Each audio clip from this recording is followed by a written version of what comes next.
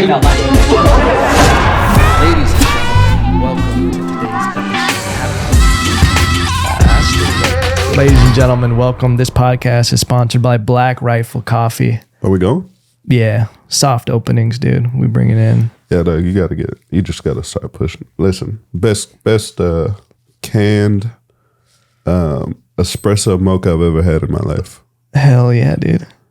Is there a video? Can I see myself somewhere? I think so. Can you see yourself on the side? Yeah, I got it. See, like, listen, you're in there. I just want to give a shout out to Black Rifle Coffee one time. Mm-hmm. It's delicious. Black rifles matter, dude. Yeah. And, you know, as a card carrying member of a Black Rifle, this is right in line with my lifestyle right here. This is delicious. Only 200 milligrams of caffeine. Is that a lot? I don't know. It's a good amount of caffeine. I think.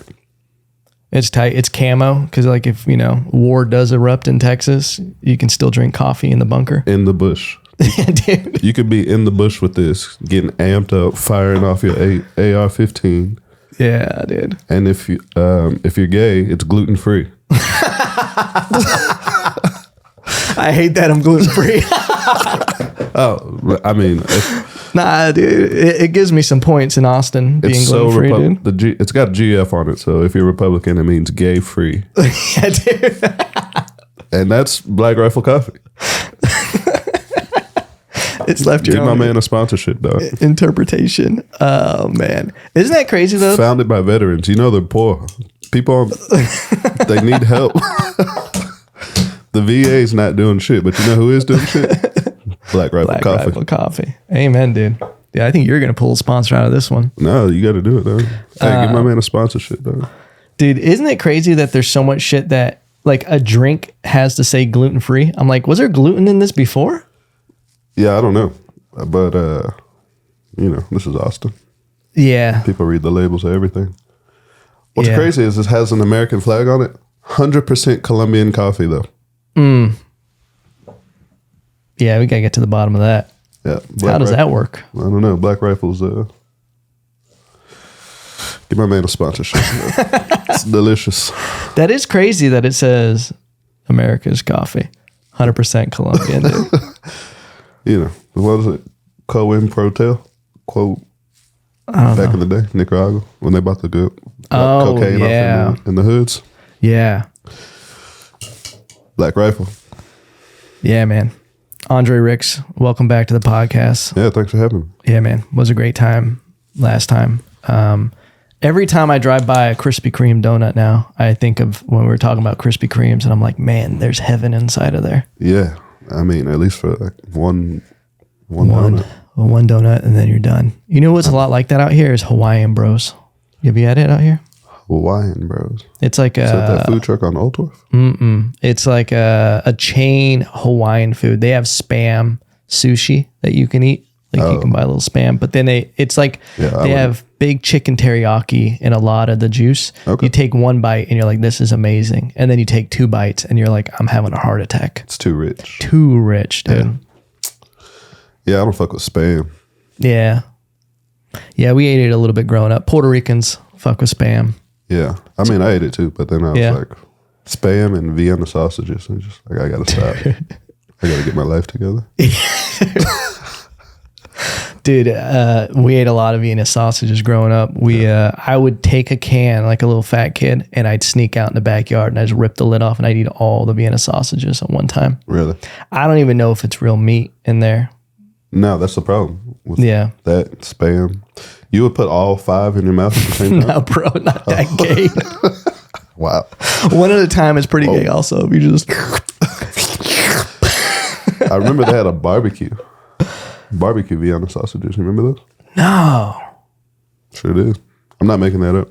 They would come in a can, or they would... Yeah, just like and they were barbecue flavored? There was like a hint of barbecue juice, liquid juice. Man. Yep.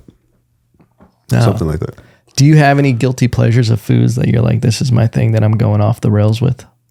Guilty pleasure. Like, do you stick to a pretty strict diet? Like, are you regimen? No, not at all. No. Guilty pleasure. I used to live Golden Corral. I used to live going to Golden Corral. People don't fuck with it, but sometimes they fuck with it. That's the buffet, yeah? Yeah. Oh, I love a buffet, dude. Yeah, I used to like them more, but now I think, the older I'm getting, COVID. It's got to be a better buffet. Yeah. It's got to be more than Golden Corral. Have you ever been to the Wynn in Oklahoma? The one right on the border? I think it's WinStar Casino. WinStar, yeah. WinStar, yeah. They have I didn't go to it because it was like crab night or crab leg night. So there was like 100 people outside, like it was Best Buy on Black Friday. Yeah. But it looked phenomenal. Yeah. I don't know if I would trust crab in Oklahoma though. I don't think that's it. Yeah, where are they getting that from? Yeah, it's a landlocked city. Speaking of crab though, I was just on a cruise and we had some fantastic, it was like crab cakes, lobster rolls. The lobster rolls weren't that great. There was just too much sauce. You ever had a lobster roll? No. It's delicious, but sometimes you gotta balance the meat to sauce ratio. Too rich? It wasn't too rich. It was just too saucy. Not enough lobster. You know what I mean? For like a good texture bite. It was just like kind of soggy bread. Yeah. But the crab legs were delicious. Snow crab. Was it a buffet style? No, it was like $170 for 4 people. So it wasn't like all inclusive where you can just... No. Damn. I mean, there was always food, but there was also certain little restaurants that you had to pay okay. per meal. Yeah. But they always had like a buffet at like 7:30 or something. Yeah. Was this your first cruise? Yeah, first and last. I don't think I'll ever do it again. Really? Yeah. It's just like being trapped at a Golden Corral for 7 days. You're just trapped. It's just old, retired people, Koreans. Nothing against Koreans, but yeah, just not. You know what I mean? It's just kind of retiree energy, like walking around a fucking TJ Maxx for 7 days, or like you know what I mean? Yeah. It's just not. Also, I didn't like being trapped on a boat for 7 days. You can't leave. Is there a moment where it's like spooky? You're laying there and you're like, I like claustrophobic almost. Yeah, I would feel it as I moved around. Like, you just like, once you look at the sea, once you're in the middle of the sea and you look out, you're like, oh, fuck. Yeah. This is my whole lifeline here. And I don't like that. You a strong swimmer? Not strong enough to beat the ocean. I could swim, but it's like, well, yeah, 90% chance I'm dying out there if I go overboard. Yeah, that's a terrifying idea. You just look around and it's just death. It's just pitch black death. You're like, if you go overboard, the chances of them finding you, first of all, somebody's got to see you go overboard. True. That might take 15, 20 minutes before somebody realizes you're gone. Yeah. And then it's like, well, where's he at now? Fucking swimming with the fishes. Yeah, that would be terrifying. There's people, I think we talked about this a little bit. There's people who like have jumped overboard as a joke and then they just disappear. Like sharks have grabbed them. Shit. Yeah, guys throwing their wives overboard. Yeah, I think, you mentioned that. Yeah. People just doing that. And then they just like have them on camera. They're like, oh, I thought there wouldn't be a camera on this cruise too. Which is a ridiculous thing when there's like casinos and shit. It's like, of course they're watching. They don't have a camera on the back of this thing. There was a jail. They got jails on those things. Really? They got medical and like a boat prison. That makes sense. Yeah. Get a little rowdy. Because you can't just throw them overboard. You can't. Unfortunately. Yeah. But yeah, it was just, feeling trapped. You're like, I don't like this. Yeah. I don't like this. Are you more of a let's go to an exotic place and you're just a regular vacation person? You a camper at all? No. No, not into camping? No. Ever been in a tent? I have been in a tent. How long you been dating white girls? I don't date white girls. I just fuck them. I've been in a tent. I was in Maine. I got a buddy in Maine. And he wanted to go camping. It's kind of weird how it happened too, because I was like, yeah, we could do it. And then he was like, today. And I was like, oh, right now. And we just like packed up and left the house. And he had like a canoe and we like canoed across this lake. and we found like a clearing on the other side of the lake. He set up like a tent, and yeah, we just fucking tried to sleep out there. Keyword tried. It was like miserable. Yeah, you're just like, all right, where's the bed at? Yeah. All night, you're like, I'm not sleeping, dog. Yeah. This is uncomfortable. My wife, before we were married, I went camping with her and her family at, I forgot where it is, lake. It's up north in California. Oh, Lake Titicaca? No, close though. Lake Havasu? No, it's like Big Bear or somewhere like that. But there's a place where there's bears. It's known. Lake Bear? Lake Tahoe. That's what it is. That was close. And it's known that bears come into the campground at night, but they just mess with the trash cans. There's nothing like you have to worry about, you know. No. What? Nah, I just want the trash. Yeah, they're just trash bears, dude. Fuck that. I laid, because I brought my gun. I laid there with my gun, just hearing the bears walk around. And my wife is just sleeping. She's just calm. Like it's just regular vacation. And I'm just like thinking, you always think about that. You're like, I'm going to be the first person attacked in this campground, you know? Sure. And I literally didn't get a wink of sleep, just laying there, just waiting for a bear just to come through it. Yeah. It's scary even the way they breathe.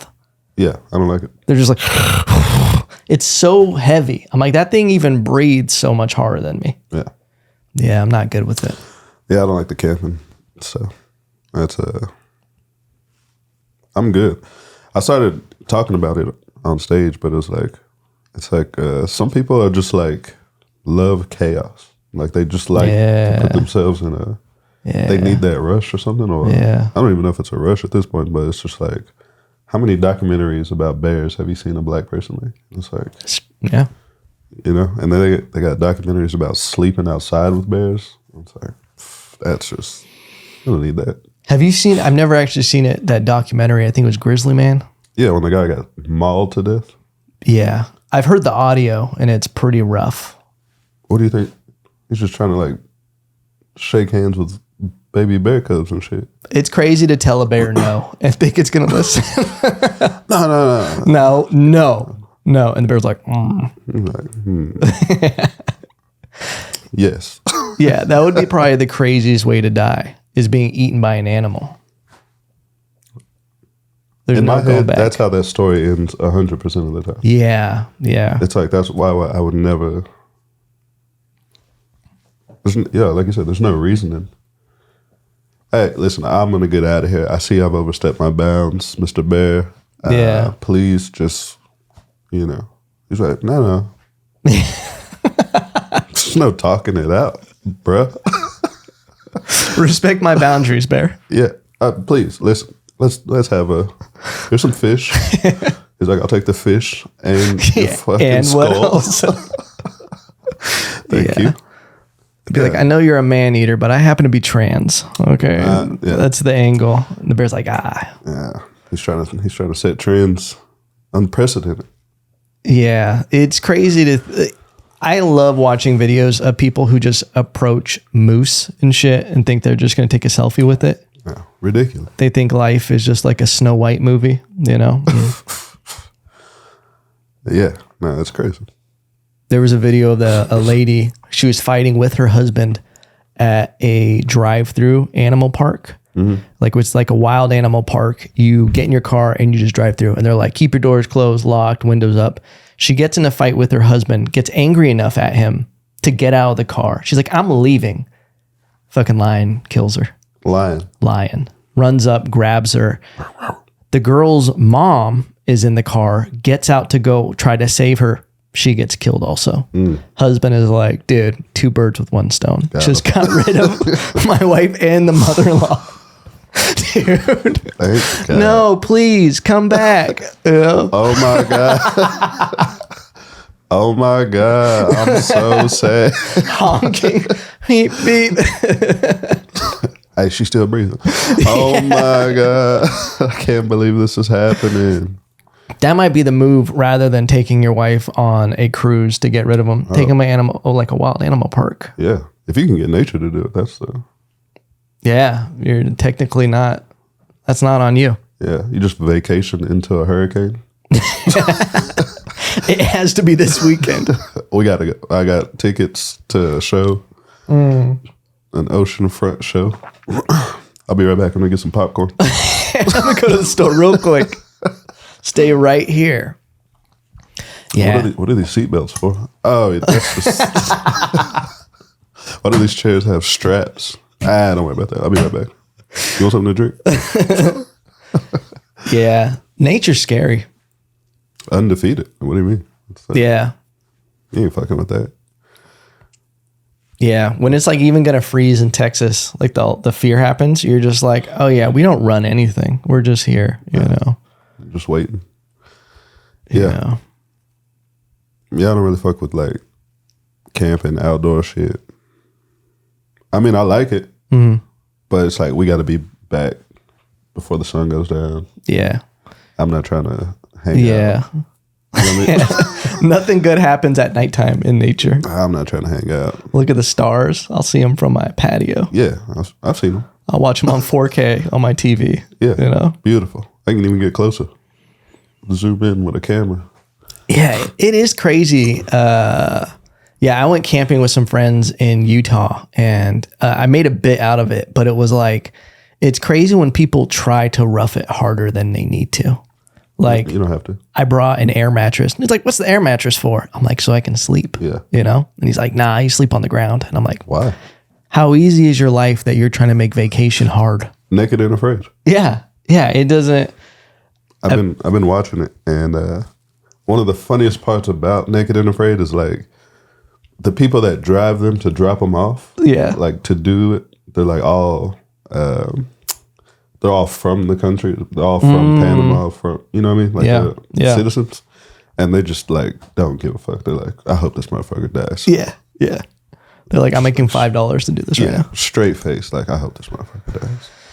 And then they drop them off, and it's just Americans trying to survive. And and you're like, I've been addicted to it though, but it's like, that's so unnecessary. Yeah. And it's always like, hi, I'm Kimberly. I'm a yoga instructor. Yeah. And I'm here to try to challenge myself. Yeah. It's like, why?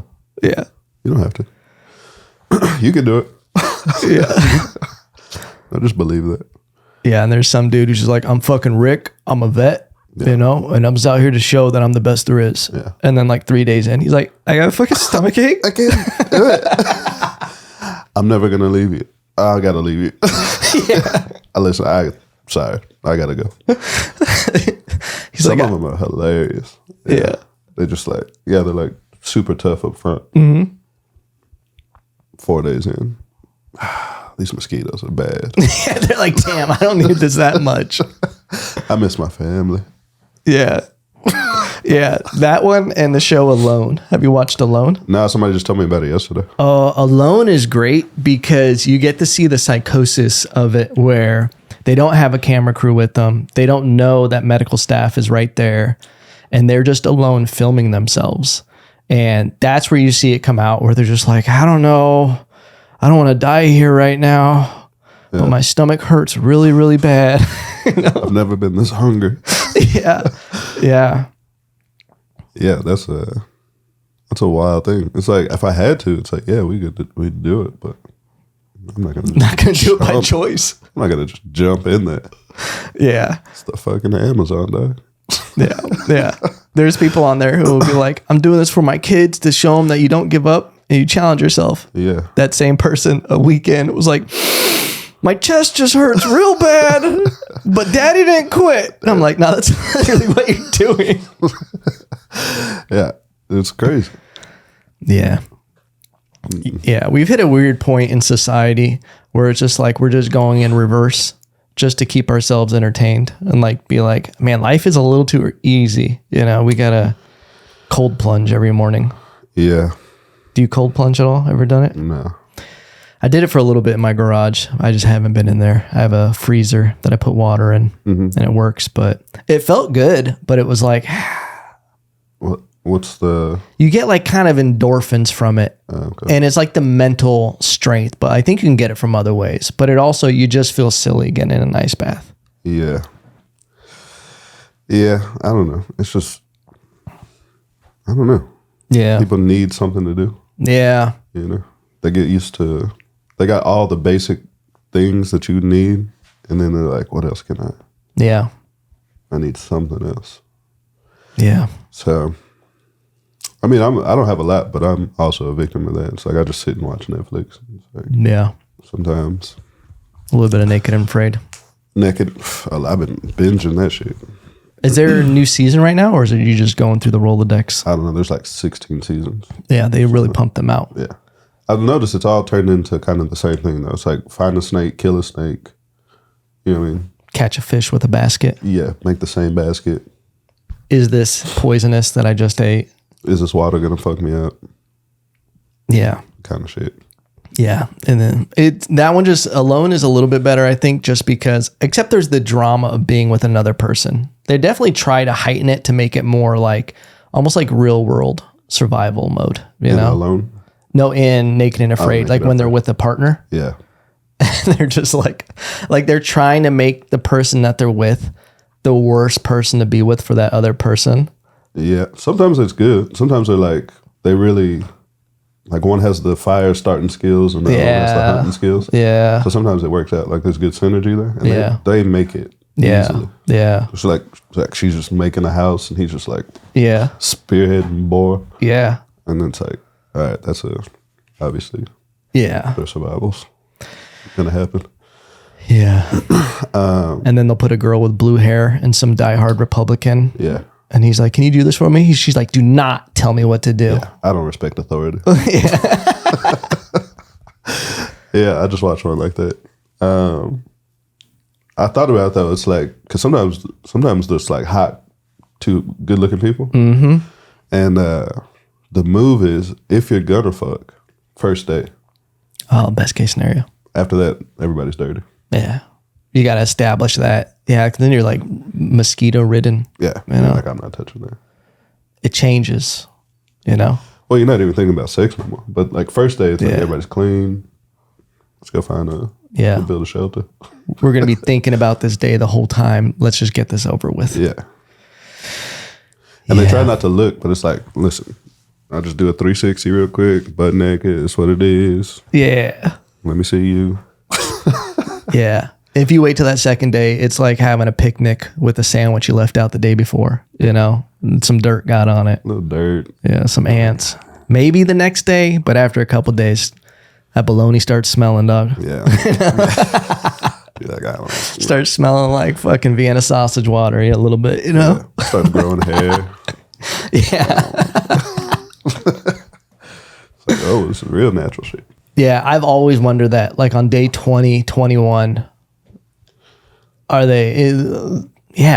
That I wonder if it's happened. I'm sure it's happened. I think what happens though is like, because I'm thinking about myself, it's like I would lose sexual interest probably day 2 or 3. Yeah, because now we just like, we need the shelter, we need water, we need food. So priorities. Like, knock that out. Once shit starts to feel comfortable, we got a routine. Then you start popping babies out. Yeah. You know, I think that's how society works. Yeah. If you go to like every affluent city I've been to, like Stockholm, Austin's pretty good. But like where people are comfortable, that's where you see the most babies. You know what I'm saying? Or like, it's like nesting. Like you've created a safe environment. You got a safe environment. Yeah. You know, unless you have like a real tight family structure in poverty. But like as a city in general, it's like when people are doing well, that's when you start to see, you know, more strollers on the street. And, you know, more carefree kind of lifestyle.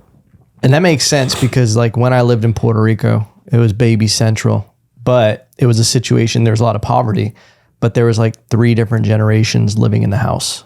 Yeah. There was grandparents, there was older siblings with regular jobs. Like there was, everybody lived in the home. So it was like, yeah, just pop them out, dude. We're a village. Yeah, we got it right here. Everything's safe. We got it put together here. Yeah. So when you get that scenario, it's like that. I think if they let them go, like, if Naked and Afraid was 6 weeks or 9 weeks instead of 3 weeks, I think you would start to see more people getting pregnant and shit. Because they would get into a rhythm. And then other like, oh, okay, well, we know what to do. We got plenty of food. Yeah. We know how to hunt. We're trapping everything on a regular. Yeah. Plenty of water around. I feel like those people are happier, like in the tribes, when they're not riddled by options and choices. And they're just like, yo, I got to pick of 3 women that are here. Mm-hmm. It's like picking Pokemon, dude. You're playing the game. There's only 3 choices in the beginning. You're like, yeah, I'll take that fucking Bulbasaur. Yeah. You know, that's how it is. But I hear that at least people like dating now with dating apps. They're like, no, there's 2,000 people I could be on a date with right now. Yeah, I'm not a serial dater like that. No? No. What are you old school? Do you like meeting people in person better? Yeah, 100%. Yeah. But I haven't been dating. Yeah. No. Even the 2 relationships I had, we didn't really date before, which was a problem. But you didn't really date before you started? No, we just kind of knew each other already. And so we just kind of got into a relationship. Okay, yeah. You know what I mean? And, but I think you should date. I think there should be a good dating period. Yeah, figuring stuff out. Yeah. Yeah. That's like something you see with couples where they don't go through a dating period or something, but they fall in love or at least fall addicted to the idea of that person and like the comfort and security of being with that person. But they try to fix so many flaws that just don't work for each other. Mm-hmm. It's like the most frustrating thing when you see people and they're like, I can fix him or I can fix her, you know? Yeah. I'm like, damn, if you just cut your losses, you could start over something that fit like a glove. I know from experience, it's just like, once you're in it, it's hard to be like, I got to get out. It's like you can feel it, but you're like, I don't know how to get out of this. Or maybe it'll work out. Yeah. That's usually my problem. Yeah. Maybe it'll work out. It's like, nah, it was never going to work. Yeah, there's a couple of those in my life where you get in a relationship and you think it's the one, or you think it's like, yeah, this is I love this person. I want to be with them forever. And then after a few years passes and you've dealt with the breakup, you're like, oh, thank God that didn't work out. Yeah. Yeah. Every relationship I had, looking back, it's like, nah, there's flags all over there. Yeah. Have you ever done the dating apps? Not to like actually date. Just get it in? Yeah. Yeah. Yeah. No, I got it. You know, there was like a small window. Be on Tinder or something. Yeah. We're just trying to. I remember one of the last messages on Tinder. It was like this white girl I had matched with. And I said, hey, how you doing? And she was like, oh, just chilling on this trill ass day. Oh, like my God. Like real ghetto. And I was kind of scared. And I was like, you know what? I don't think this is for me. Damn. Just chilling on this trill ass day. I was like, God damn. Damn. You're like that. You just outcooled me right now. Yeah, ghetto ass white girl. You're like, word. I was straight up, cut. I feel that. Get the fuck out of here. Was she in Austin? This was in Austin. Damn. Yeah. She have hoop earrings? I can't remember what she looked like. Damn. I just remember that message and I was like, I'm done with these. I'm out of here. Damn. And then there was like moments, especially when you go to a new city, you kind of just pop it up and see what's happening. Yeah. And it's like, I don't know, just kind of, I just want it to happen. If it's in public, if it's going to happen, get the number. Yeah. See what happens. I got 2 numbers yesterday, but word? Kind of ratchet. Yeah. 2 ratchets. Yeah. Damn, 2 ratchets make it right, dude. I can get them both in the same room. Yeah, that's the math of it, dude. Lefty and loosey, baby. We're at the mothership? Yeah. Damn, dog. Yeah, it happens. Everybody's getting, it's just so sexually charged up there. Yeah. The wait staff is high, security's high. Yeah. The people that come, good looking people. It's like the, what's that gym that people used to go to? And I don't know, it's LA. It's like a joke place, but it's like some tonic, aqua. I don't know. It's like a super hot person gym. Yeah. And they like throw, like every Friday night, the gym throws like a DJ party. Perfect. And there's a pool and it's just like, and it's just a ton of hot people. Ripped people. Just hanging out, dude. Tone bitches. Yeah. That's how the mothership is, dude. There's just jacked security guards. Just, it's full of testosterone, full of the sexual energy. Yeah, everybody's training by day, Joe Rogan by night, dude. Everybody's popping lines of alpha brain in the hallways. Yeah, just snorting. Just snorting it. You're just finding empty Alpha Brain capsules in the bathroom, dude. And like, look at these junkies. Everybody's locked in and focused on these jokes. Yeah, it's a wild place. Yeah. Yeah, it's cool. I like the design. I like the wallpaper in the bathroom.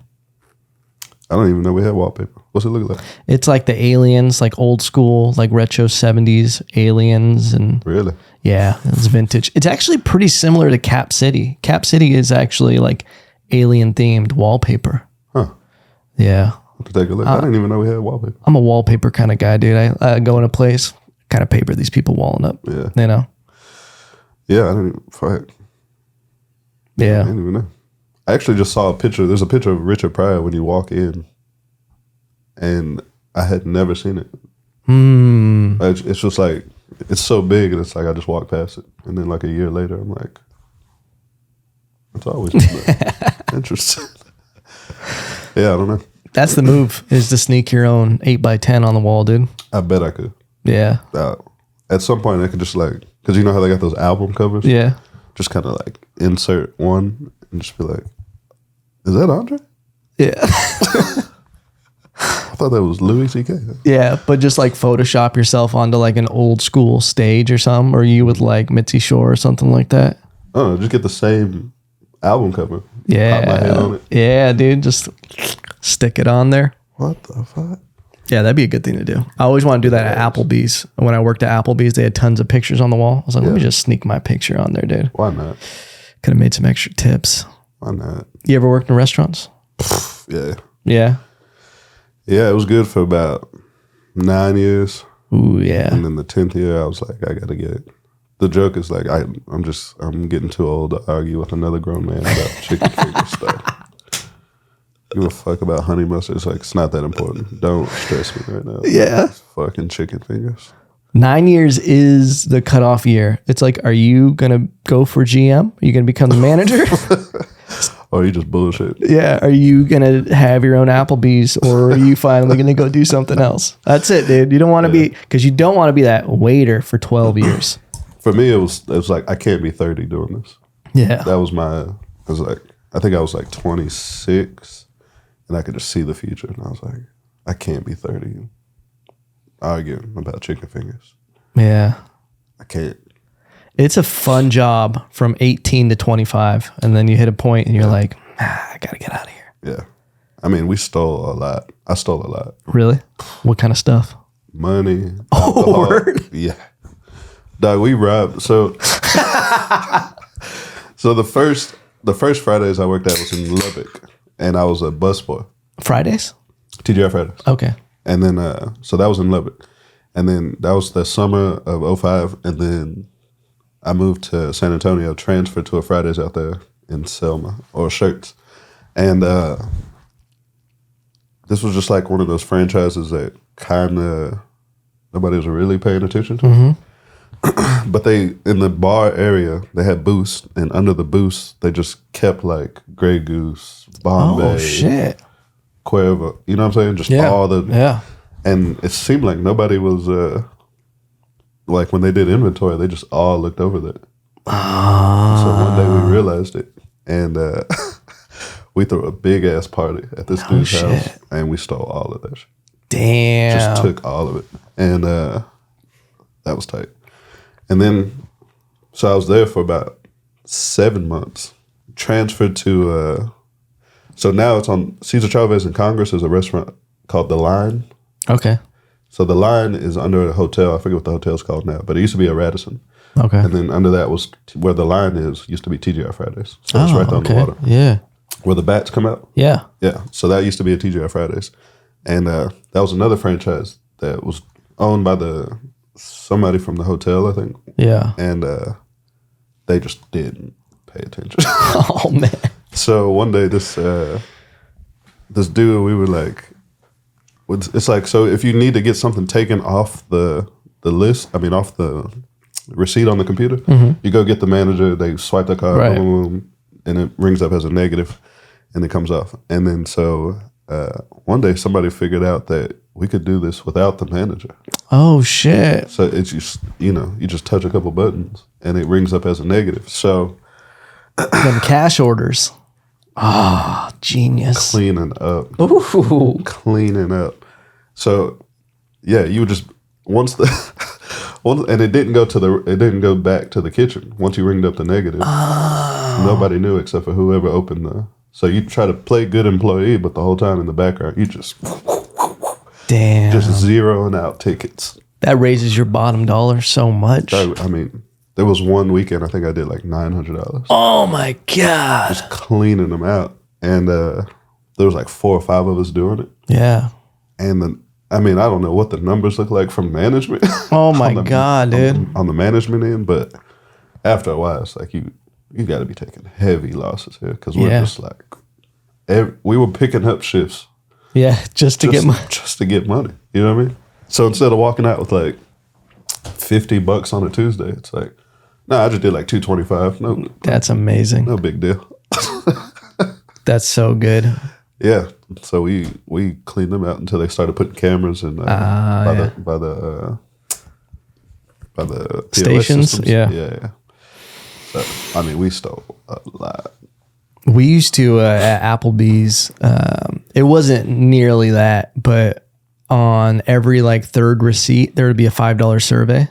Yeah. And we would do that with cash orders where we would do the survey and have the code and we'd apply it to every cash one. Mm-hmm. And so it would just boost the tip by $5 with every cash order. Yeah. So you can make an extra like $30. So it would take like, if you made 100, you'd make 130. Yeah. But it wasn't no life-changing money, dude. We used to do that with there used to be BOGOs, some buy one, get one. Oh, man. I forget, they were giving out cards. Yeah. You could just collect the cards and then we go to the manager. Yeah, I got to buy one, get one. Just knock off like $20 off the ticket. Glorious. And they don't know. They're not. They used to be servers, so they don't. You know what I'm saying? Yeah. If you don't get like an overachieving manager, you can just walk out with. Yeah. You know. Yeah, I used to do some shit that. Yeah, the good thing is you get something on the GM, something on the manager, dude, and you can do whatever you want, dude. I need one of them was sleeping there. Yeah. And I was like, hey, man, anybody else know you're living here? And he was like, no. And we just looked at each other and I went, okay, good to know. You know, as you were, soldier. I was like, I am the captain now, dude. That's a good move. Yeah, man. It was great. There's so much stuff. Like, have you ever seen that movie Waiting?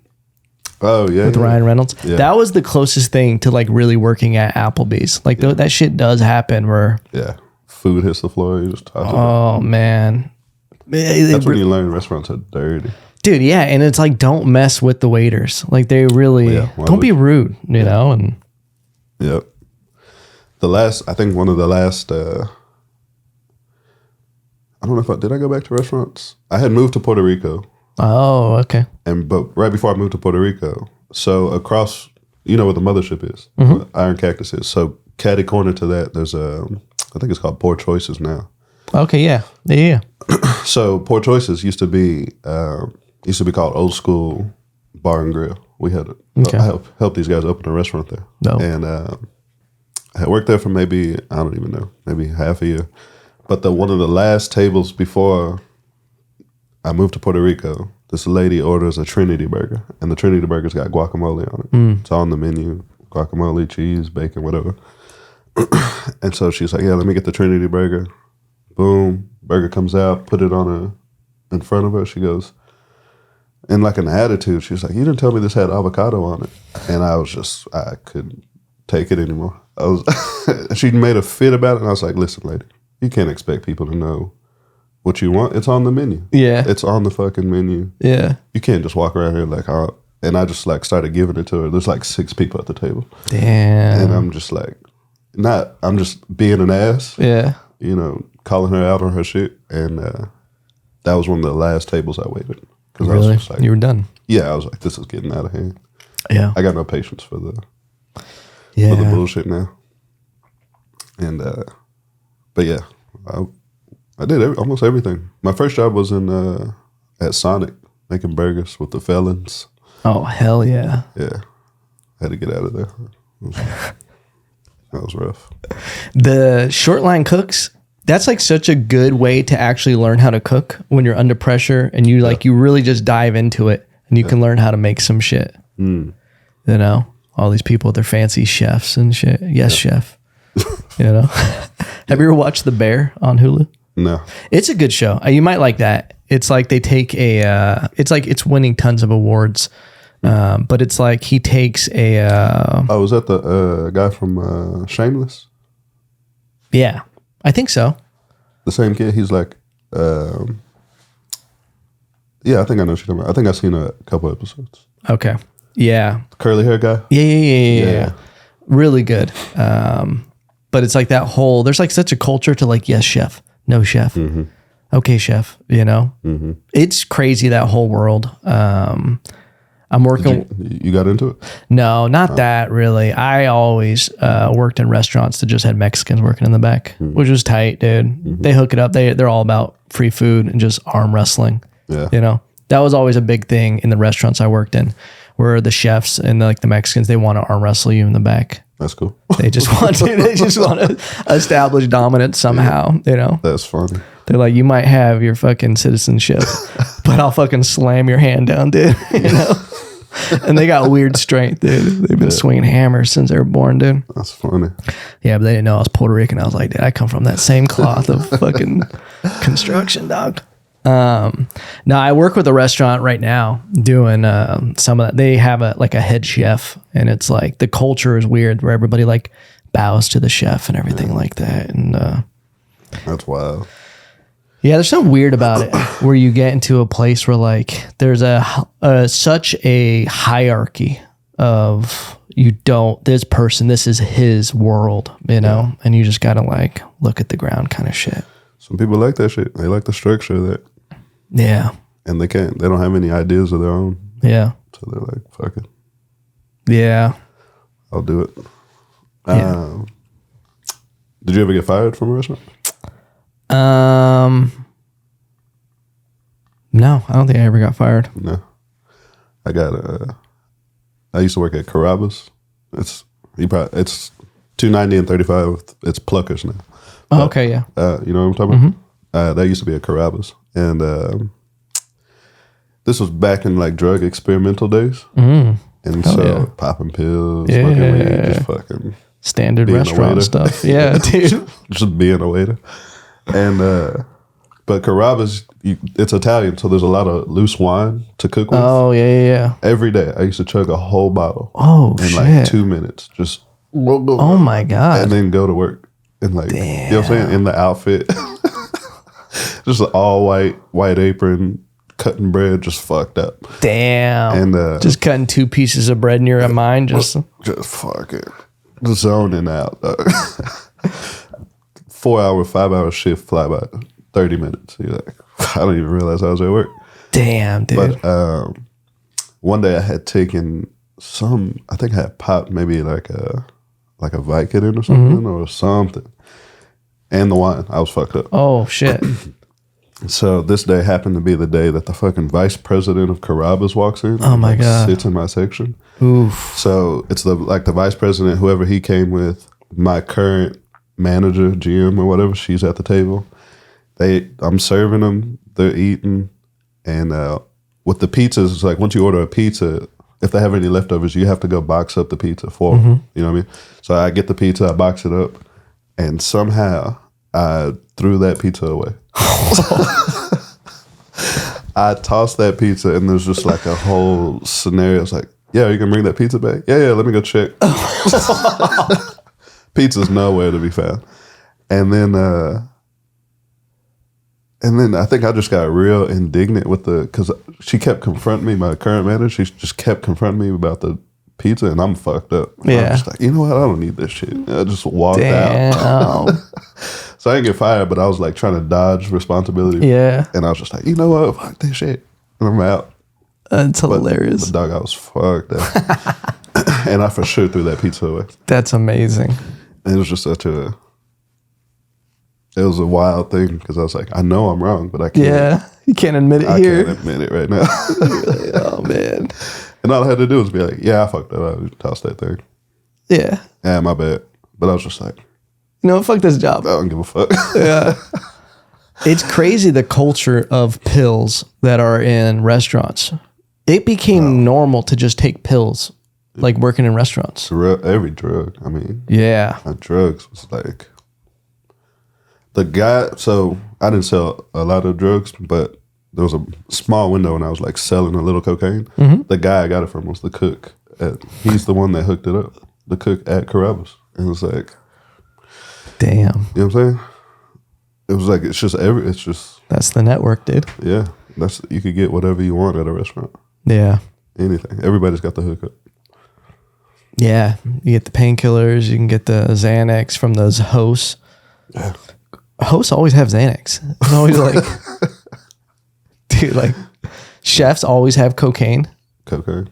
I feel like that's the chefs, like the cooks. They're like, yeah, we do coke around here, dude. Yeah. Waiters do painkillers to kind of make them nicer to smoke weed. Yeah. Yeah. A lot of weed. And then alcohol. Everybody's drinking. Yeah. Bartenders getting fucked up. The bartender was dope at Applebee's. She was like this lesbian, but was like a lesbian before it was so cool. And I always thought I was like, damn, this girl's a unicorn. She's out here rocking it. And she would just hook you up with drinks all the time and be like, here, take this cup in the back. If you were working? Yeah. Yeah. And it would be like, oh, there's a little bit of chocolate milk left. And like I'd like take the chocolate milk. I remember like the first time and I like drank it and it was just full of liquor and a little bit of chocolate milk. And she was like, go drink that in the back. I was like, okay. Yeah. Good times. Can't do it forever though, you know? No. Nah, it was just. If you weren't doing comedy, what would you want to do? Would you ever want to own a restaurant? You have managerial skills with like running East Austin and things like that. Like you're good. I don't know. Would you want to run something? Like what's an ideal? I know we talked before about you'd like to travel, make some money with comedy, but like spend a lot of your time traveling and doing things. Yeah, I like traveling. I like, there's something about me that's like, I can't sit somewhere for too long. It's like, I gotta go. It's like, I think it was, being on that ship was kind of a microcosm of that, where it's like, I'm trapped. I can't get out. And I don't like this. Yeah. Like that was a real feeling inside of me. So it's like, that's what happens with jobs. Yeah. That's what happens with, Whoa, like your boss being like, where's the pizza? Any kind of And employment. you're like, fuck this shit. I'm out. I don't need this. It's yeah. It's like I also have a problem with the authority. Yeah. A little bit. Yeah. So it would definitely be something independent. I don't know, producing something. Yeah. So maybe just producing comedy shows or just producing something. You mentioned last time that you don't have to be the one on stage. Like you enjoy producing. I'm not, like I don't, first of all, I don't know if I got anything to say really. It's just like I end up writing some shit that's kind of funny and people like it. But I don't really got nothing to say. Yeah. So. You have a Krispy Kreme joke, ironically. That's one of my favorite jokes. Krispy Kreme? Yeah. Where you talk about like. Being a slave? Yeah. It's one of the best jokes with the delivery. It's like, all right, man, I'm going to hang out here a little long. You better figure this shit out. Yeah. It's so good. Yeah, I might do that one tonight. Yeah. But yeah, I just, but I'm not like, I don't need to perform. I don't need the crowd. You know what I'm saying? Like, it's just not necessary. I'd rather live behind the scenes. Because I just don't have the energy to keep up like a facade. Yeah. Or like that act. Yeah. So I'm trying to work on that as I keep doing comedy, and I'm trying to find a balance between that. Yeah. And like, just kind of chilling out on stage. But yeah, I don't need people just watching me all the time. And I think it can get exhausting for people who do chase that with wanting to always be on stage, wanting to always be the it thing in there's a lot of that with comedy by nature. A lot of comedians get trapped by it where they look at other people if they have that shine for a moment and they're putting this, they're like, I got to do it. I got to put my stuff out and I got to do this. But it's like, that's a trap, Yeah. It's exhausting. What I learned is like, you should really just run your own races because everybody's path is kind of it's not the same. It's never the same. Yeah. You don't do the same shows all the time. You don't run into the same people. You don't have the same jokes, mentality. So it's hard to compare. You can watch people get better and be like, oh, okay, I'm not quite evolving. Mm-hmm. But, you got to really run your own race. And that's what I'm saying. Even with, working at the mothership is cool, but the job part, it's like I have to be there. So it's like, I don't like that. Yeah. So now I'm thinking like, I got to go. Yeah. And I got to get out. The world is huge. I can't just be trapped, That's something, whatever I did, if it wasn't comedy, it'd be something about like, I have to move around. I have to be able to go. And I don't know. I have a hard time just like abiding by the rules of an establishment. Yeah. Established situation that I didn't establish. Right. It's like a really inside feeling. It's like, yeah. Any job, any kind of job. I think in a lot of ways that's like a superpower. That's like a good thing to have, because while it can come out in like a bad way, or, people might be like, you can't keep quitting jobs, but like in reality, that just means that if you're not satisfied with something, you're like, I'm out. I'm not going to put up with something. Yeah. That's going to break my spirit eventually if I do stick around. That's usually what happens. It's like I start to feel like, oh, my soul's dying. I have to, I got too much. I'm too dynamic to be stuck in a static situation. Yeah. Like there's too much happening in my head. It's like, oh, there's all kind of possibilities. It's like, I got to go see them. I got to touch it. Yeah. I have to be available to the opportunity. Yeah. And if I'm at work, I can't capitalize on that, Yeah. I think that also is, it flows over to relationships too, where it's like, if I'm in the relationship, it's like, oh, well, I can't, even if I don't want to sleep with a lot of girls, it's like, well, I can't even talk to them. Or like, flirt and, because in my mind, it's like, that's kind of, not how you approach relationships. But, being free and being able to, like I said, seize the opportunities when they come, it's like, that feels to me organic and natural to me. Yeah. Not just being in a structured, like, I have to be independent. Yeah. You're a free spirit, dog. Yeah. It's white girls in Austin going crazy right now. I'm going to get you some crystals. Shout out Black Rifle Coffee, dude. Shout out Black Rifle Coffee. Got me in here chitter chat. Yeah, there's definitely so much like truth to that.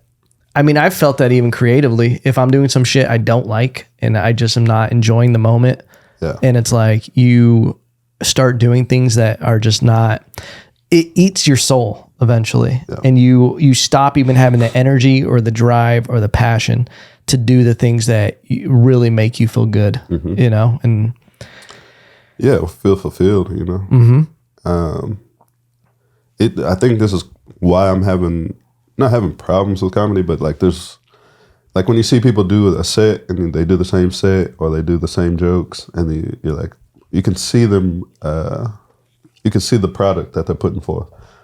If I don't feel like talking on stage, I'll sit there for like 2 minutes and not say nothing. Damn. Which is not a product anybody can sell, except for me if I figure out how to package that act. But it's like that's always a element in my presentation, which is like, oh, if he don't feel it, he's probably not gonna. Yeah. But he'll still get on stage. Yeah. And it's like, it's weird because it's like, I don't want to do this right now, but I'm doing it. And now you got to feel it. And now you got to, now I have to project that. Because it's hard for me to just jump into an act if I don't feel it. Yeah. Because that usually goes bad and then I feel bad. And it's like, I don't know why I did that. Yeah. It's not as natural.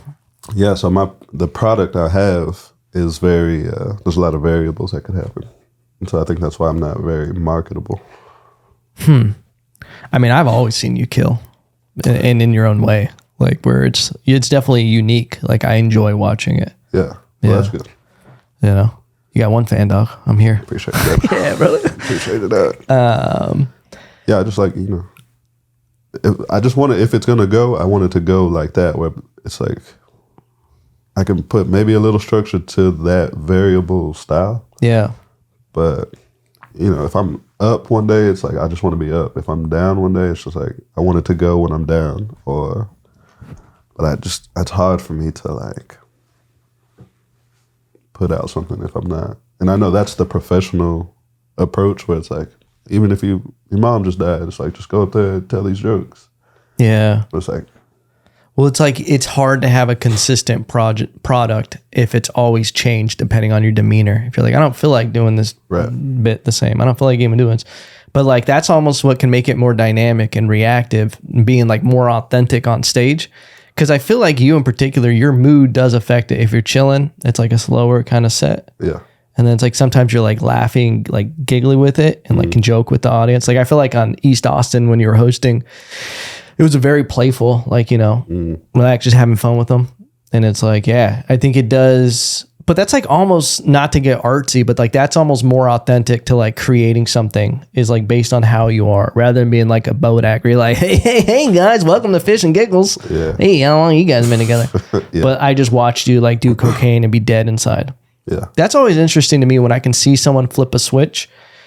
If they're like usually a headliner that's coming out of town or something, and they're so just like, hey, how's it going? Yeah, cool. All right. And they're not really talking. And they're just like, and then they go on stage and they're a completely different person. Just turn it on. And you're just like, there's something impressive of that. But I'm also like, you're such a dark person off stage, but you just went up there and seemed like the coolest person to hang out with. But I just experienced like a fucking vampire, you know? Yeah. Yeah, that's a weird thing. And that's a weird thing. Do you think you do the same or how do you approach it?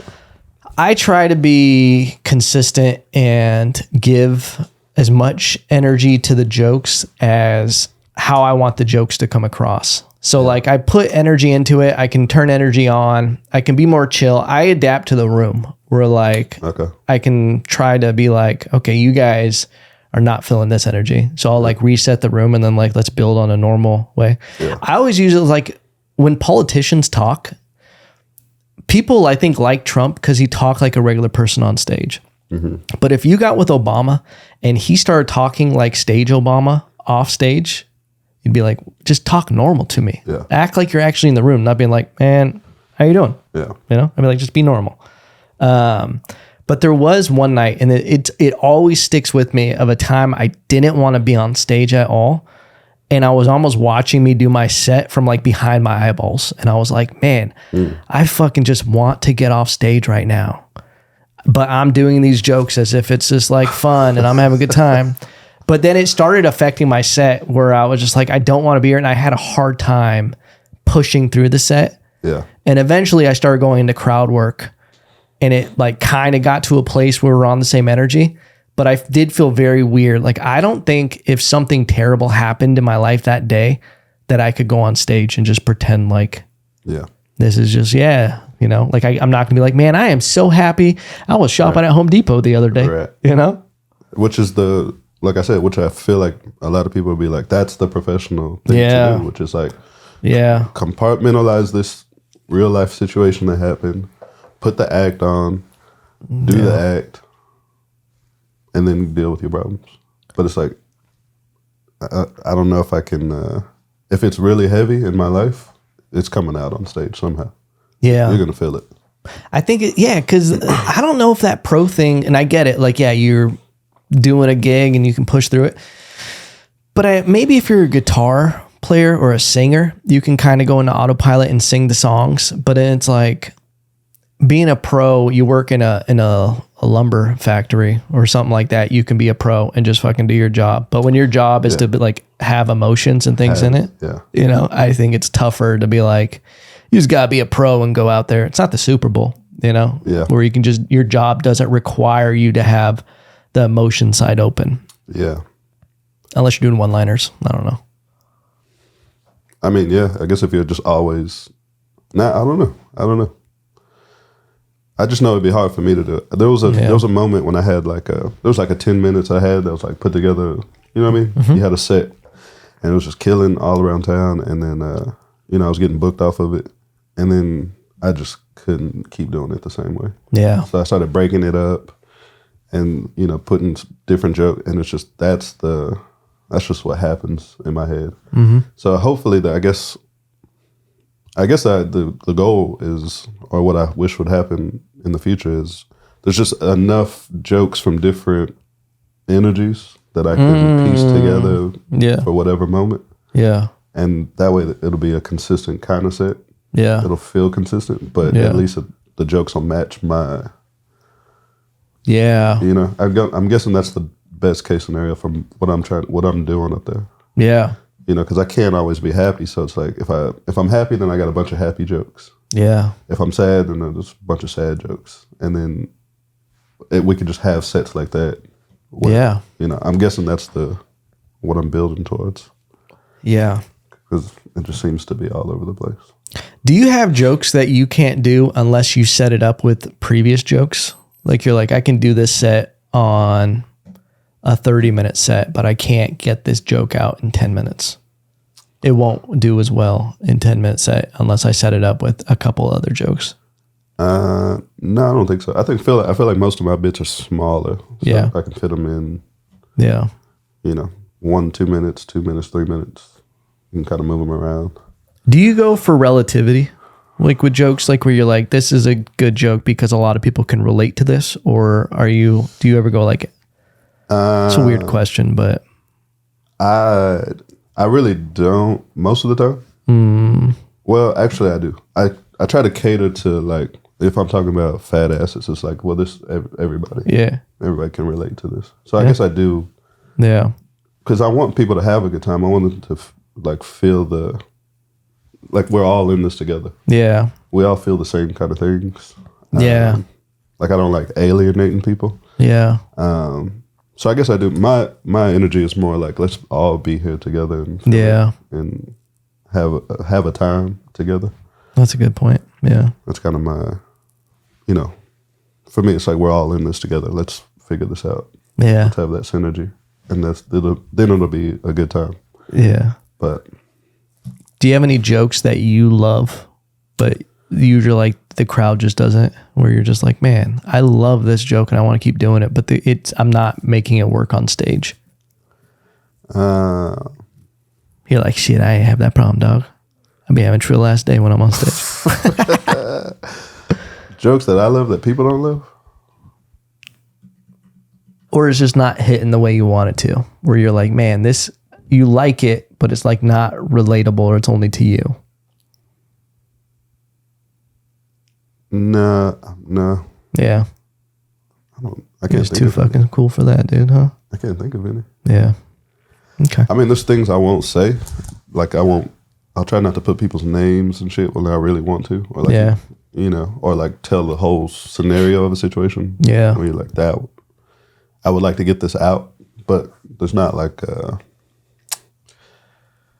no, there's no jokes I won't say that I mean, people haven't already responded to. Yeah. You know. Yeah, I don't know. I don't know why I do comedy. It's free and it's, that's probably most of it, really. I can just go. Yeah. I can just go. And that's what I was saying. That's what I'm trying to do now. Is just put it together and just go. Yeah. Free comedy tour. Free life comedy tour. Yeah. I like that name. That's a hot name. Free life comedy tour. Maybe I'll call it that. I love it, dude. Free life comedy show. Yeah. Just take that city to city. Yeah. Or just call it the Free Life Comedy Tour. Yeah. Bald Eagle Comedy Tour. I love it, dude. Free Spirits. Free Spirit Comedy Tour. That's pretty good. Free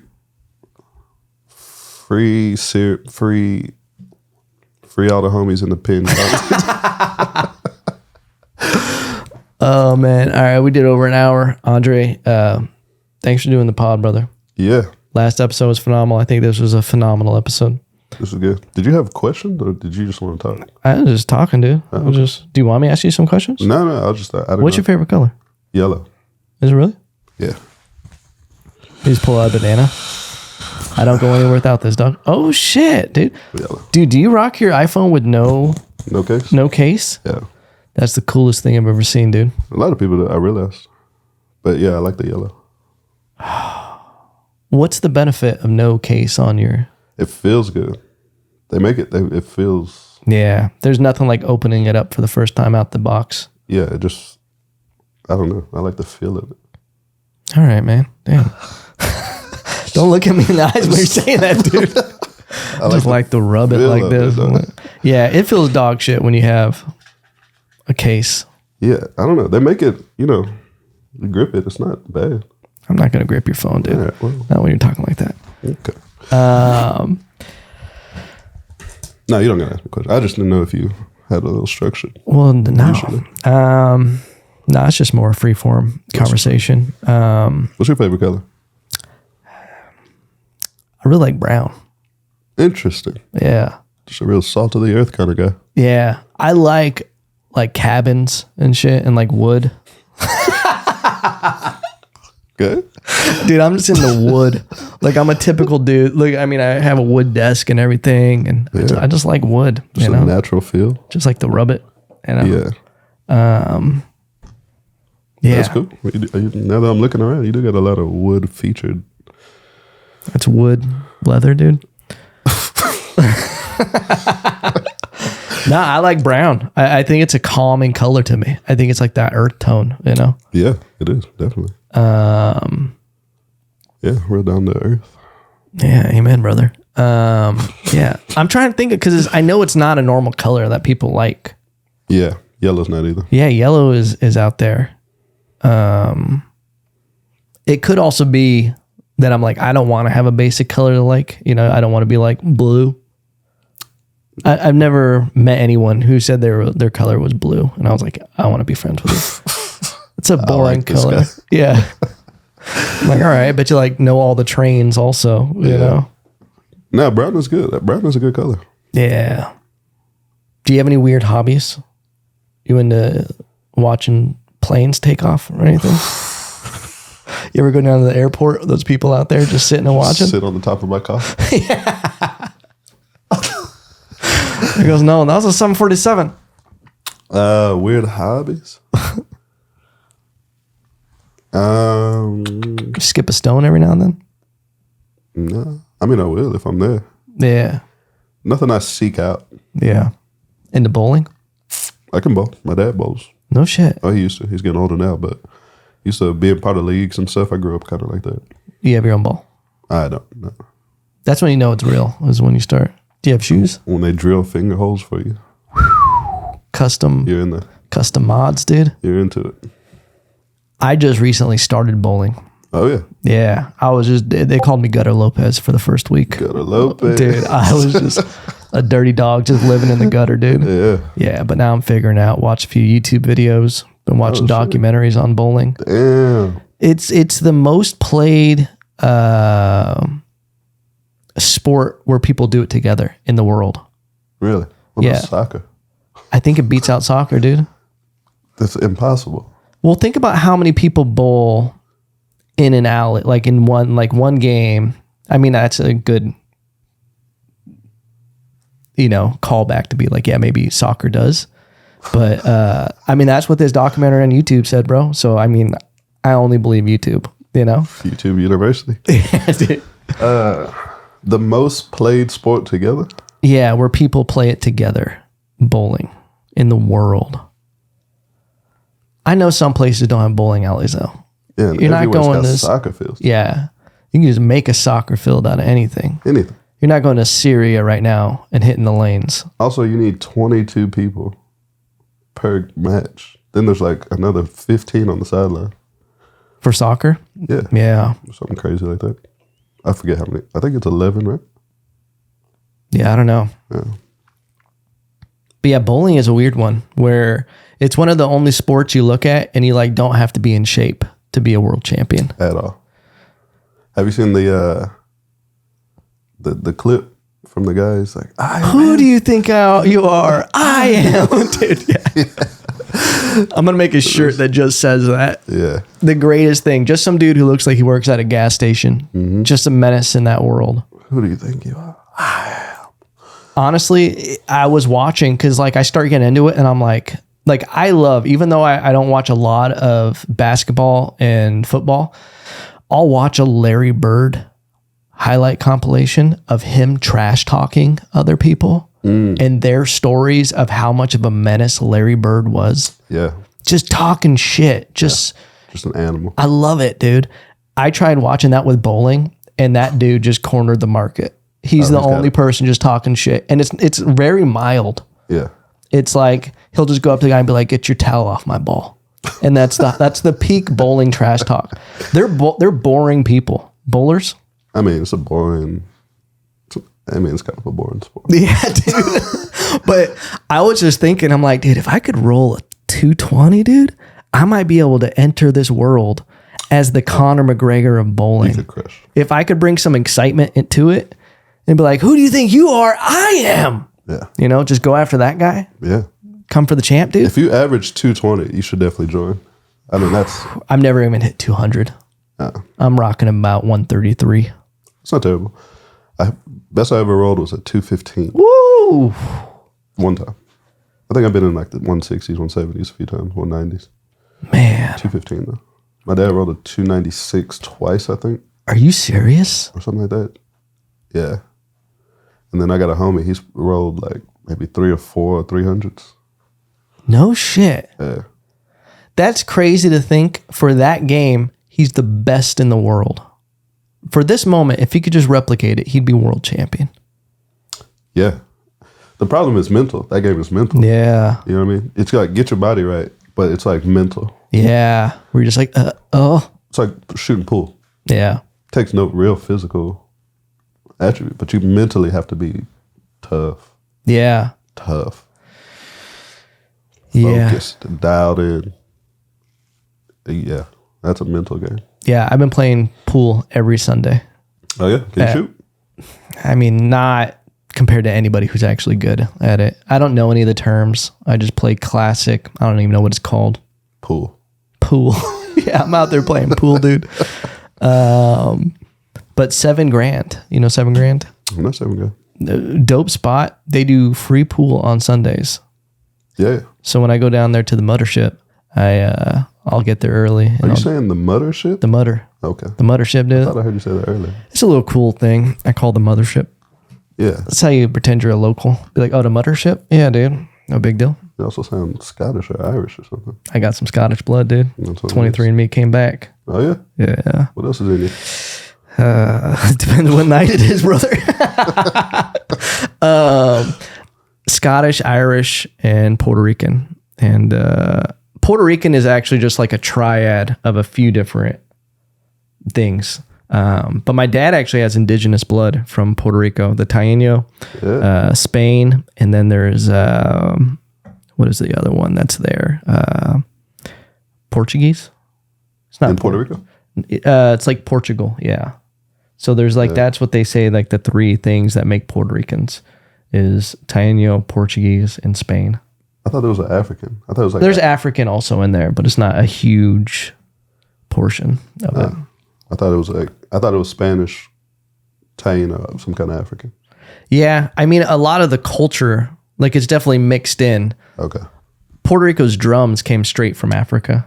You can hear it if you ever listen to African jazz or Latin jazz. Yeah, you can hear it. Yeah, that's what's so dope about, like, you can actually track what happened in Puerto Rico with, you know, the slave ships came over. They picked up Puerto Ricans also, but they also mixed in like a ton of like the African drums, and the food and everything was taught there.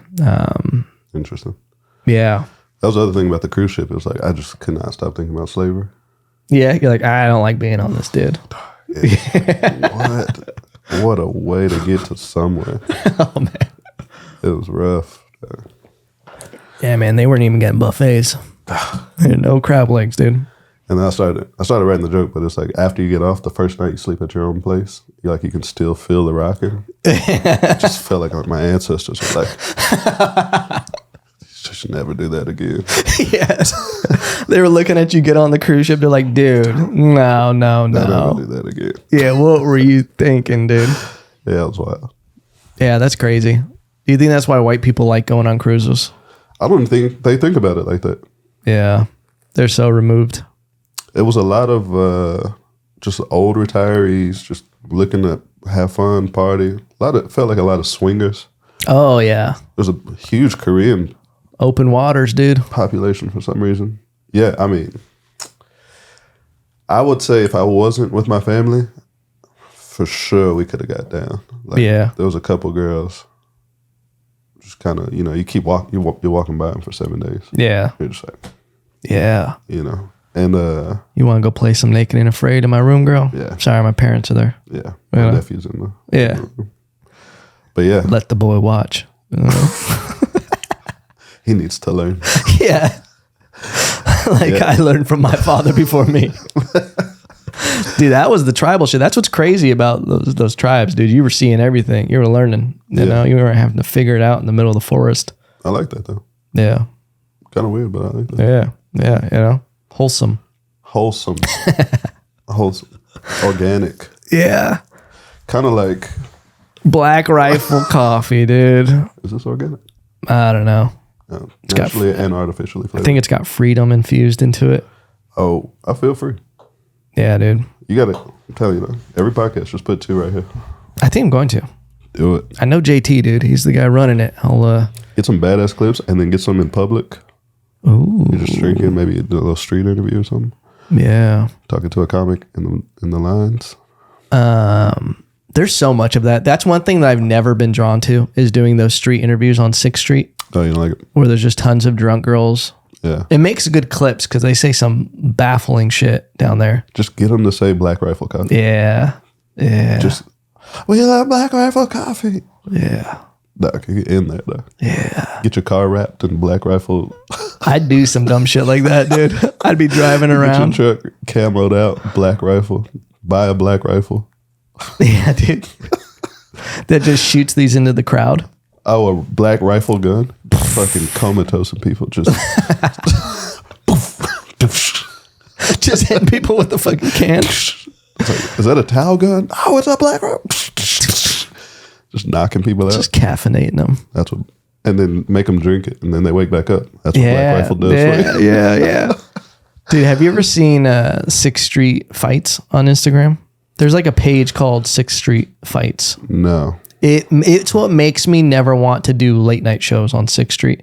Oh, yeah. 6th Street is wild. There's been a few times where I'm on a show at like sunset, and you go in there before they shut the street down, and then you come out, and it's Gotham City. Yeah. And you're like, oh no, there's horses running around. Yeah. And you feel like you're in the apocalypse, and you're just like, oh no. There's like going by you, and then there's the guy just got shot outside of the Sunset. Yeah. Saw that video? Yeah. She's been, I mean, 6th Street's been wild since forever.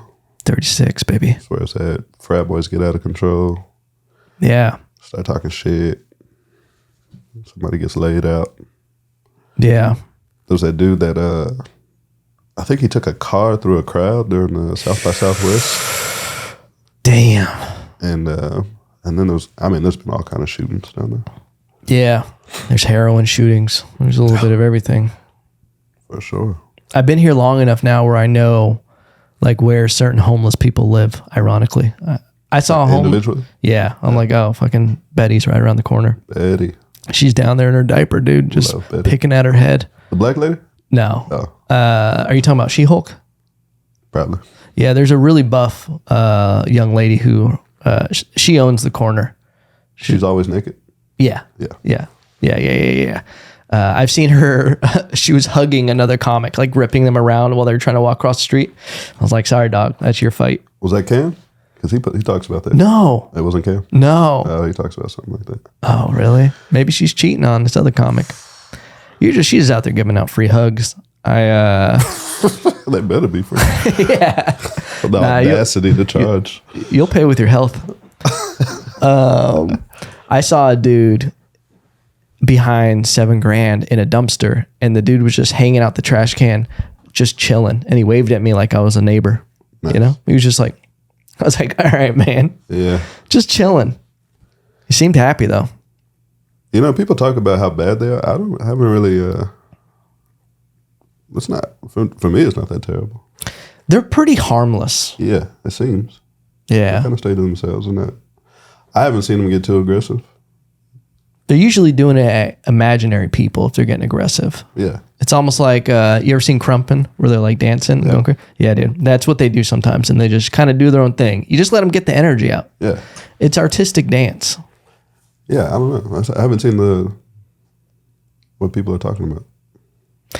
You hear about it happening. It's a great point. I've never seen a real violent altercation with one. Or too aggressive, or like just won't stop harassing somebody. I don't think I've ever seen that. Yeah. They'll yell some shit, but they're always moving away. Moving. Yeah. And it's quick. It's like, hey, you got $1? Oh, come over here. And you just keep walking. And they're like, all right. Yeah. There's one lady, she always asks everybody for $1, and I've been seeing her for years now. And I always see her, and I go, can I have $1? And then it confuses her, and she goes, and she'll just move along. Yeah. Because she's about to ask me for one. Yeah. And I hit her with that reverse Uno. Have you ever gotten money from them? No, that would be crazy, right? I have. Really? Yeah. From a homeless person? Whoa. Yeah. How'd that happen? Same way. Just say, There's some good people out there, dude. Some of them are just like, you know what? Maybe you need this. Yeah. I got $1 from one, and I got $5 from this other girl. What'd you do with it? No, I can't remember. Damn. I took it though for sure. Here, I ripped it up. Right in front of me. This is not what you should be after. Yeah. This is going to kill you. Just set it on fire. This is the devil. Give me the devil. Yeah. But yeah, I've gotten $6 from homeless people. Damn. That's a pretty good return. Yeah. Yeah, I'm probably about even on the homeless game. Damn. Yeah, it's wild, man. What do you think happens to Austin in the next 5 years, comedy wise? Do you think it's interesting with like the dynamic of New York, LA, Austin. Austin has obviously the most hype right now as a comedy scene. I don't know if this becomes like a big destination. I feel like it's still a club city, so it's like if you can get in at the clubs, you're good. But the satellite shows around, I don't know if it becomes like, I feel like New York's always going to be the place, right? I feel like there's just a dynamic of living there, culture, diversity, grittiness. There's a lot more to even just visit in New York. I feel like there's more cultural ties than just it being Austin and Joe Rogan's Club is here. Yeah. So as far as like living, I don't know if people are going to want to live here. It just feels like it'll be a transient comedy city, like always. Yeah. I think that'll be the most, because it's not hard to live here, but it's like for an artist, and the culture's not super diverse. I mean, there's pockets, but it's not like a diverse city. No way. And I don't know if you've been outside. But yeah, it just feels like, I think it'll just be you pass through for a little while. Yeah. If you can get in at the clubs, you get a few spots. I don't know if this is, because I feel it already where it's like you can develop so much here, but it feels like I'm missing something as far as like a different dynamic or a different demographic to talk to, and like a different lifestyle to approach, and just like talking to like people with real problems. Yeah. There's not a lot of that here. It's like these people don't got. Yeah. It's not really. It's like a more affluent crowd. Like people got money. There's a lot of disposable income. There's a lot of fashion show, gluten free. Yeah. Living way above the poverty line. Yeah. That's true. So I was actually thinking about just moving to Detroit recently. Detroit. Sorry. Every time I hear Detroit, I gotta throw that out there. Who is it? That's Detroit versus everybody. They say Detroit and they go Detroit. Sorry. Yeah. All right. Yeah. I decided not to do that. To go to Detroit? Yeah. You can buy a house for like $4 on some streets. Yeah, you can. You can also just live. Could have taken that homeless $6 and bought 2 houses. 1.5, yeah. Yeah, man. But I was going for that energy, for that. Yeah. Just being around a little more grittiness and just feeling what that feels like, and to talk to them and to relate to them. And so, you know, part of when I start setting up shows, it's like trying to get to those rooms and trying to do shit like that. That's a stress test for your jokes. Yeah, that's what I want. I mean, I want the challenge. As long as if I'm going to keep doing it, it's like just keep challenging yourself, you know, and have some kind of fun. Yeah. I don't want to just keep talking to the same people all the time, over and over. It's like, are you seeing that a little bit? It's the same crowd all over the city for me. Right. I don't know what you see, but I see like usually the same. If you get a group of 50, it's like mostly white, mostly middle age. Yeah. You know, mostly doing well in life. Good looking. Yeah. That seems to be most of the crowd. Yeah. I don't know. I mean, especially at the mothership. Yeah. Yeah. Well, that's like the good thing about like trying to go on the road and book like road shows and do stuff is it will just like make your jokes more well-rounded. That's what like, I want. Yeah. Yeah. Talk to different people and just also it's cool to just bring comedy to people that don't get it. Yeah. There's a whole different reaction when you do comedy for people who are actually hungry for it and not spoiled with it. Right. A lot of these people in Austin, it's almost like there's hungry puppies out there suckling on the teat, but you go to them and they're like, is this organic coconut milk? Yeah. And there's like, like it's just, they've literally have access to like they're spoiled in Austin with comedy. A lot of comedy. And they're just watching you like this. I saw that structure of that joke. I see what you're doing. Yeah. Which is good that there's so many people in the comedy and they're becoming such high level fans. It's great. Yeah. It's great because that also like adds to it's like, oh, the presentation needs to be tight. Mm-hmm. But there's like something missing of like a realness to some of it. Of like maybe it's just me. Maybe I'm making this up, but I don't know until I go try it out. But it just feels like there's I don't think you're wrong.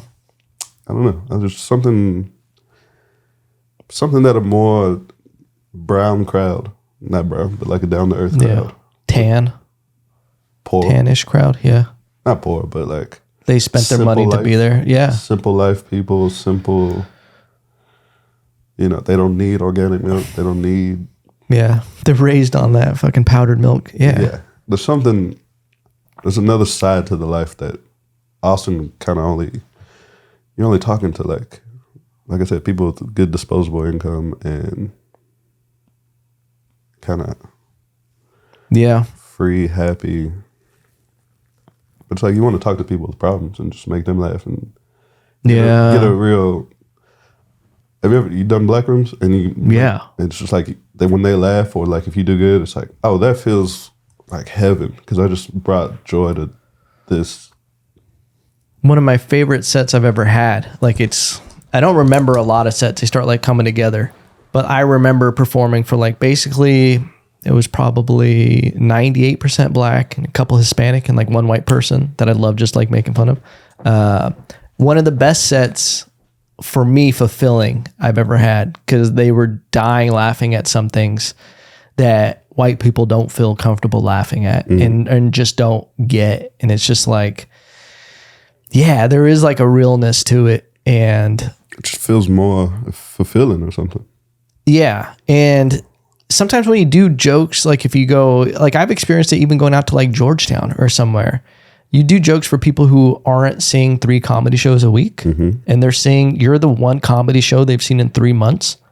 They are so receptive to jokes in a different way. Yeah. Like they're just like, it's such a treat for them. And you're like, it's like getting a massage once every couple months versus you get 2 a week, right? You know? Yeah. One of the best shows I ever had was in Seguin. We did like a brewery in Seguin, and it was just so much fun because they were having so much fun. It was like, oh yeah, and you know, not that necessarily just hot crowds are great all the time, but it's just fun to bring it to them, and then, you know, just that energy was. It's like, oh yeah, this is great. Yeah, they really appreciate it. They really had a good time. They really. You know, instead of like trying to fight a savvy crowd all the time. Yeah. It's like how these people just go crazy for the jokes. And, you know. Just getting in tougher rooms, though, that's the challenge. Yeah. It's so interesting because I guess I haven't thought about that, but that's exactly what it is you do some shows where you're like, oh, you're just all hot, young Austin people that already saw everybody at the mothership. And now you're just here going, Yeah. I mean, I've seen better. That's nothing. Yeah. It was all right. Yeah. Or that's funny. You know. Yeah. When you hear that, Yeah. I'm like, just shut the fuck up. They're just tougher rooms. I just want to get to tougher rooms and just kind of challenge myself there. Yeah. And do that. Yeah. Just give me a goal or something to do. Yeah. I'm scared, but I'll do it with you, Andre. There's nothing to be scared of. That's the thing. It's just like, I like being scared. It's Naked and Afraid, brother. That's what I am on stage. It's going to be my first special. Naked and Afraid. It's not a bad title. Yeah. Someone's had to have done that, right? Naked and Afraid. Maybe. If they did, it wasn't good because we don't know. I think Feral. Feral will be the first special. Feral. Yours? Mm-hmm. Nice. Yeah, I had this idea of doing like a different thing of it going from feral to like more domesticated. That's pretty good. Yeah. Because I was homeschooled as a kid. That's one of the bits that I am having trouble figuring out how to make an audience connect to someone who grew up. Because I grew up homeschooled. Yeah. But it was like in a very feral style. Like we didn't follow strict things. Like I spent most of my days just in the backyard being a wild kid. Yeah. Like just dirt clods, building swords, catching birds, like just wild shit all day. I'd had traps. I'd wake up in the morning and go set my traps off to try to catch birds in the backyard. Yeah. I'd dress up like a cat and fuck with the mailman. Like that was what kind of schooling is this? It's what happens when you're the youngest, dude. And like my mom went through it very strict with my older siblings. Yeah. But by the time I came around, she was like, I think he'll just figure it out. It was more of a National Geographic approach to education. Yeah, that's cool. She was like, he would see if he survives. But it was a very feral childhood is what I had, where I was just like wild. And I want to do like, I'm working on those jokes, and it'd be cool to have that first special be called Feral. Nice. That'd be fun. Yeah. I don't know. We'll see what happens. Just do it. Yeah, fuck it. Just put it out there. Just do it. Make it good. Get it tight. Yeah. Have you thought about, what is your opinion on shucking the traditional hour-long special and just being like, this is more of a compartmentalized 15 to 20 minute? And recording it and putting it up? Yeah. I'm only like 6 years in, so anything I do right now is going to be under the ability of a 6-year comic. It's not going to be someone's 10 to 15 year, their first special. Because I feel like that's where it usually is. Yeah. You've been doing it for 10, 15 years. You just put out a special. You've been already touring. Like, I do not think by any way I'm ready to do any kind of special.